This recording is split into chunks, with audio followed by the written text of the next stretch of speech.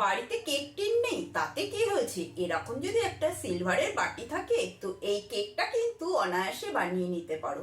খুবই সহজ পদ্ধতিতে এই কেকের রেসিপিটি আমি তোমাদের সাথে শেয়ার করব। চলো কিভাবে বানিয়েছি দেখতে থাকো। প্রথমেই নিয়ে নিয়েছি একটা কাচের বোল। কাচের বোলের মধ্যে দিয়ে দেবো আমি 1 বাটি সুজি। এই একই বাটির মাপ করে দিয়ে দেবো 1 বাটি চিনির গুঁড়ো, দিয়ে দেবো সামান্য একটু লবণ। এবারে সমস্ত উপকরণগুলো ভালো করে একটু মিশিয়ে নিয়ে দিয়ে দিচ্ছি এর মধ্যে 2 চামচ কাস্টার্ড পাউডার। কাস্টার্ড পাউডারটা দিয়েও ভালো করে মিশিয়ে নেব। তারপরে দিয়ে দেবো এর মধ্যে 10 টাকা প্যাকেটের গুঁড়ো দুধটা দিয়েও ভালো করে মিশিয়ে নিয়ে দিয়ে দিচ্ছি ওই একই বাটির মাপ করে 1 বাটি লিকুইড দুধ। সমস্ত উপকরণ দিয়ে ভালো করে মিশিয়ে নিলাম। মিশিয়ে নিয়ে এবারে 15 মিনিটের জন্য ঢাকা বন্ধ করে রেখে দেবো। এদিকে কিছু ড্রাই ফ্রুটস নিয়ে নিয়েছি, আমন্ড কুচি, মোরব্বা, বাদাম, ব্ল্যাকবেরি, রেড বেরি, আর নিয়ে নিয়েছি কিশমিশ, কাজু কিশমিশ। সমস্ত উপকরণ একটা বাটির মধ্যে দিয়ে কিছুটা ময়দার গুঁড়ো মাখিয়ে নিলাম। 15 মিনিট বাদে ঢাকাটা তুলে নিলাম। ঢাকাটা তুলে নিয়ে দেখো সুজিটা অনেকটাই ফুলে উঠেছে।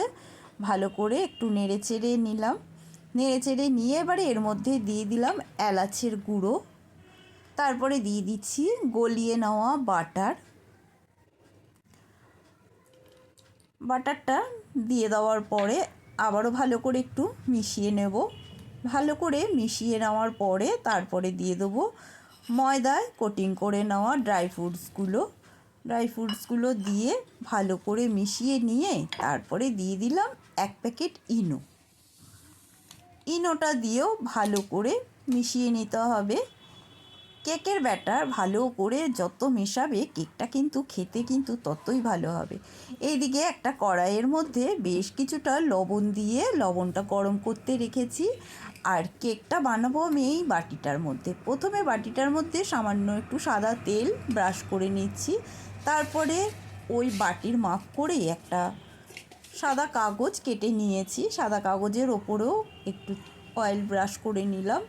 তারপরে কেকের যে মিশ্রণটা সেই মিশ্রণটা ভালো করে ঢেলে দিচ্ছি। ঢেলে দিয়ে এবারে একটু ট্যাপ করে নিতে হবে। ট্যাপ করে নেওয়ার পরে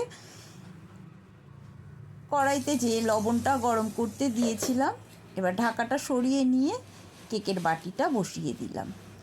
একবার এই পদ্ধতিতে কেক বানিয়ে খেয়ে দেখবে, ভীষণই টেস্টি হয়। তারপরে 40 মিনিটের জন্য ঢাকাটা বন্ধ করে দিলাম। আর পাশে যে ছিদ্রটা আছে একটা কাগজ দিয়ে ওর ছিদ্রটা বন্ধ করে দিলাম। গ্যাসের স্টিমটা লোতে রেখে 40 মিনিট বাদে দেখো ঢাকাটা সরিয়ে দিলাম। এবারে একটা টুথপিকের সাহায্যে দেখে নেওয়া যাক। দেখো টুথপিকের গায়ে কিন্তু কিছু ব্যাটার লেগে নেই, তার মানে কেকটা হয়ে গেছে। কেকটা নিয়ে এলাম, ঠান্ডা হয়ে গেছে, বাটিটা ঠান্ডা হয়ে গেছে। এবারে এই দেখো কেকটা এবারে কেটে দেখাবো। প্রথমে একটু চারধারটা কেটে নিই। উঠে গেছে। এবারে প্লেটটা নিলাম,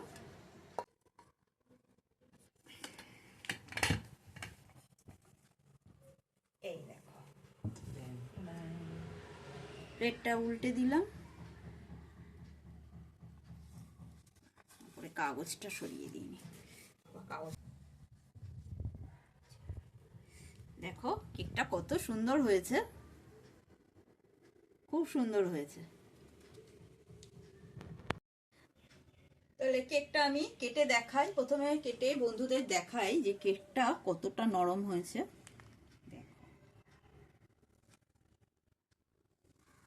একদম স্পঞ্জি কেক হয়েছে।